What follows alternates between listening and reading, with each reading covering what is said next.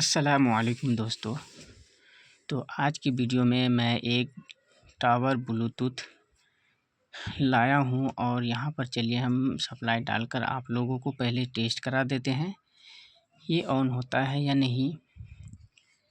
तो यहां पर देखिए हम स्विच को ऑन भी कर चुके हैं और आप लोगों के सामने फिर से हम ऑन ऑफ कर लेते हैं इसे। तो देखिए यहां पर कोई रीडिंग नहीं दिखा रहा है, मतलब यह है कि ये ऑन नहीं हो रहा है। तो इसमें क्या प्रॉब्लम है अब तो खोल लेंगे तभी पता चलने वाला है। तो आप लोग शुरू से लास्ट तक वीडियो में ज़रूर बने रहिएगा ताकि इस वीडियो के अंदर जो भी काम होने वाला हो वो आप लोगों को अच्छी तरह से दिखे और समझ में भी आए। तो चलिए यहाँ पर हम फटाफट इसको खोल लेते हैं और उसके बाद आप लोगों को यहाँ पर टेस्ट करके दिखाएंगे कि कौन कौन सा वोल्टेज आना चाहिए और कहाँ से ये स्टॉप है। तो चलिए यहाँ पर देखिए हमने इसे खोल लिया है।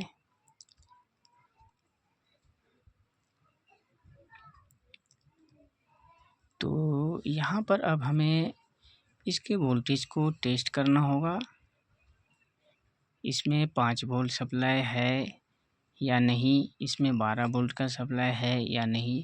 तो चलिए यहाँ पर हम अच्छी तरह से इसको पहले सेट कर लेते हैं। उसके बाद मल्टीमीटर को आप लोगों के सामने अच्छी तरह से रख लेंगे ताकि मल्टीमीटर में आप लोगों को दिखे।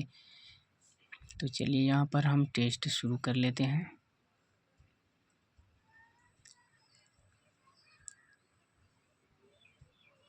तो मल्टीमीटर को चलिए हम अच्छी जगह पे रख चुके हैं और यहाँ पर अब हम टेस्ट करते हैं। तो यहाँ पर जो हम चेक कर रहे हैं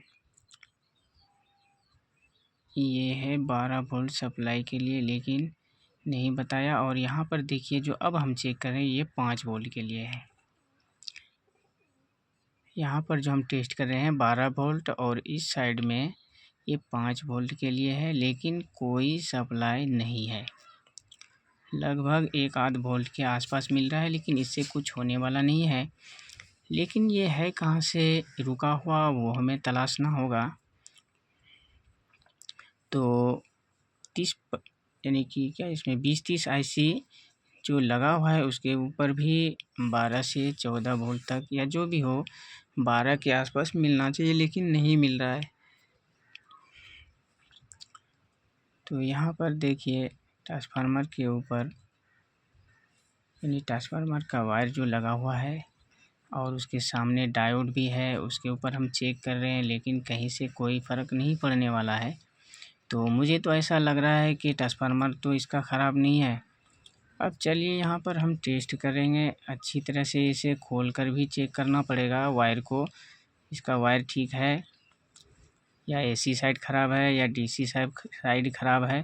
वो तो अब यहाँ से हम वायर को निकालेंगे, उसके बाद यहाँ पता चलने वाला है कि ख़राब है कहाँ पे।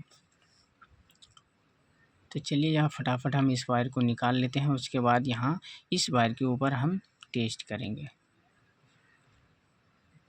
अगर नहीं बताएगा इसके ऊपर तो फिर हमें ट्रांसफार्मर को चेंज करना होगा।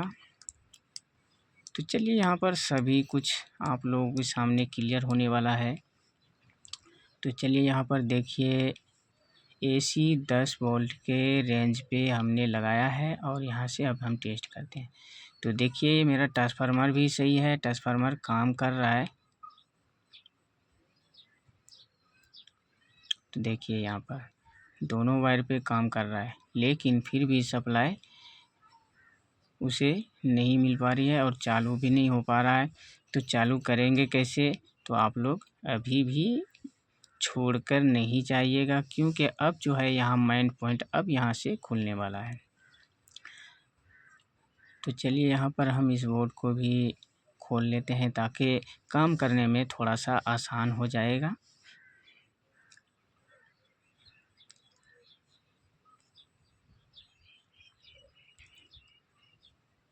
तो कुल मिला के तो यहाँ पर देखिए हमने ट्रांसफार्मर के ऊपर वोल्टेज चेक किया, तो लेकिन सप्लाई तो हमें ठीक मिला। हम तो समझ रहे हैं कि ठीक है, लेकिन इस पे लोडिंग जैसे ही पड़ता है इसका सप्लाई कम हो जाता है और कमज़ोर हो जाता था। तो मैं यहाँ पर अब जो हमने किया यहाँ पे जो हम कर रहे हैं, ये ट्रांसफार्मर के अंदर जो 3 बेंडिंग का वायर निकला हुआ होता है, वहाँ एल्युमिनियम का होता है, वहाँ ड्राई सोल्ड यानी कि लीकेज होने की वजह से इसका वोल्टेज कंप्लीट नहीं मिल पा रहा था, इसीलिए ऐसा हो रहा था। तो यहाँ पर वायर लपेट कर यहाँ पर अच्छी तरह से सोल्डिंग हमने कर लिया है, और सोल्डिंग कर लेने के बाद यहाँ पर अब हम फिर से इसे हम टेस्ट करेंगे, और टेस्ट करने के बाद तो चलिए यहाँ पर हम सबसे पहले वायर को जोड़ लेते हैं अच्छी तरह से।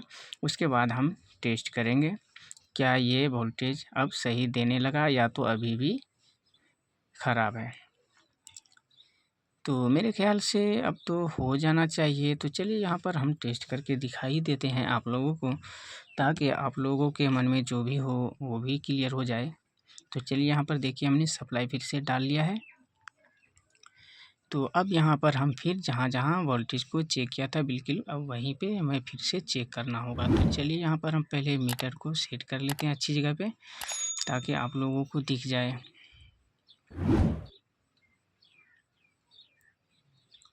तो चलिए यहाँ पर देखिए मीटर को हमने अच्छी जगह पे लगा लिया है ताकि आप लोगों को दिखे।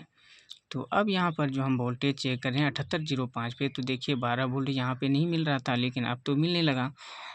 और यहाँ पे 5 वोल्ट सप्लाई भी नहीं मिल रहा था, तो यहाँ पे मिलने लगा। अब यहाँ 3055 के ऊपर भी देखिए वोल्टेज नहीं मिल पा रहा था, यहाँ भी क्लियर हो गया, क्योंकि एक ट्रांसफार्मर के बेंडिंग के अंदर जो वायर छुपा हुआ रहता है, तो उसी में दिक्कत था। तो हमने उसे क्लियर कर लिया, तो यहाँ पर 100% ये मेरा काम करने लगा है। तो अक्सर व बेशतर इस प्रॉब्लम में हम लोग फँस जाते हैं कि ये ट्रांसफार्मर का बीमारी है या तो कहीं और है, क्योंकि हमने वायर को चेक किया तो ये तो सही है। तो हम फँस जाते हैं इसलिए कि ये तो ट्रांसफार्मर के वायर पे हमें करंट मिल रहा है, लेकिन आखिर ऐसा क्यों हो रहा है? हो सकता है बोर्ड में प्रॉब्लम हो। तो यहाँ पर घबराने की बात नहीं है। हम लोग बिल्कुल शांति के साथ सबसे पहले ट्रांसफार्मर के वाइंडिंग के अंदर यानी छुपा हुआ जो इसके अंदर वायर 3 है, उसको हमें टेस्ट करना है कि वहीं से लीक तो नहीं है। अगर हम वहाँ पर अच्छी तरह से टेप यानी कि वायर को लपेट कर सोल्डिंग कर लेंगे, उसके बाद फिर से हम टेस्ट करेंगे। अगर नहीं होता है तब फिर कहीं न कहीं हम कुछ और काम करेंगे।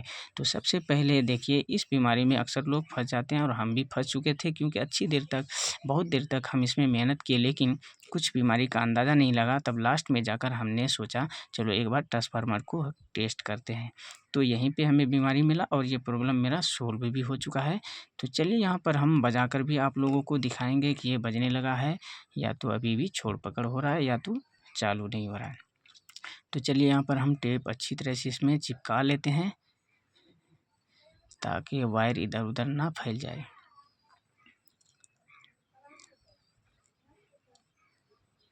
तो चलिए ये तो मेरा क्लियर हो चुका है।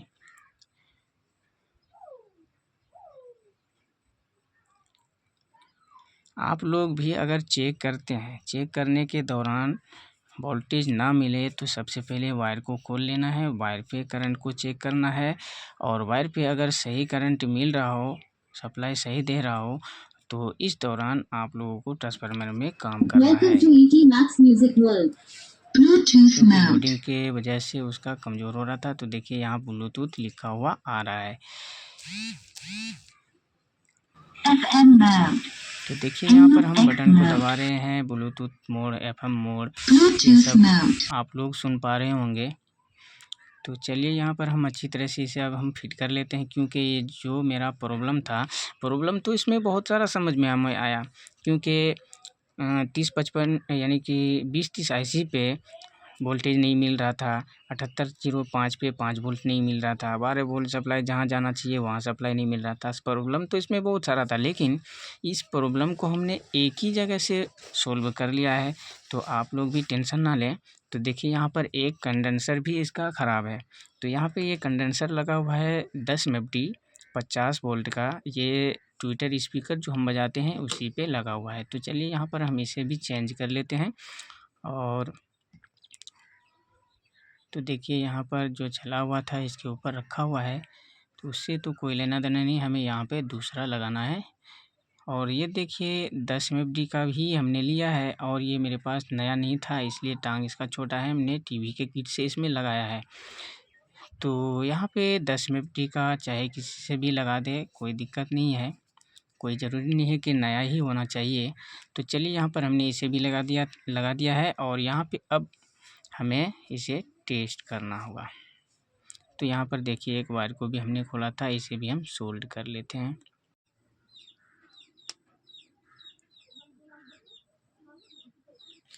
तो चलिए यहाँ पर हमने इस वायर को भी सोल्ड कर लिया है। तो अब यहाँ पर हमें इसे अच्छी तरह से देख लेना है और सेट कर लेना है। तो साथ ही साथ मैं एक बात और बताता चलूँ आप लोगों को, इस चैनल पे जितने भी नए जुड़ रहे हैं उनसे कहना है कि आप लोग भी चैनल को सब्सक्राइब कर लें और साथ ही साथ लाइक भी करें और शेयर भी करें और बेल आइकन को दबाना तो बिल्कुल ही ना भूलें, क्योंकि आपको बेल आइकन को दबाने से ही आप तक वीडियो पहुंचेगा, तभी आप लोग फ़ायदा उठा सकेंगे। तो चलिए यहाँ पर आप लोगों को बिल्कुल इस वीडियो में लास्ट तक बने रहना है ताकि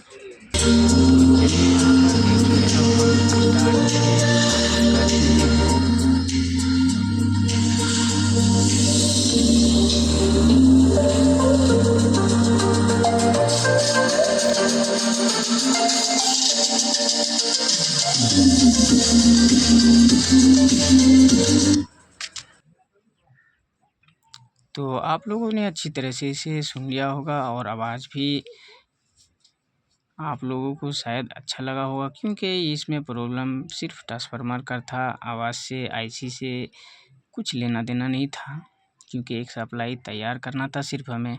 तो यहाँ पर देखिए बिल्कुल कंप्लीट हो चुका है और यहाँ पर एक बार फिर से मैं चाहूँगा कि आप लोगों को फिटिंग कर लेने के बाद भी आप लोगों को सुना दूँ। तो चलिए यहाँ पर आप लोग इसे देख लीजिए कि कोई प्रॉब्लम तो नहीं आ गया।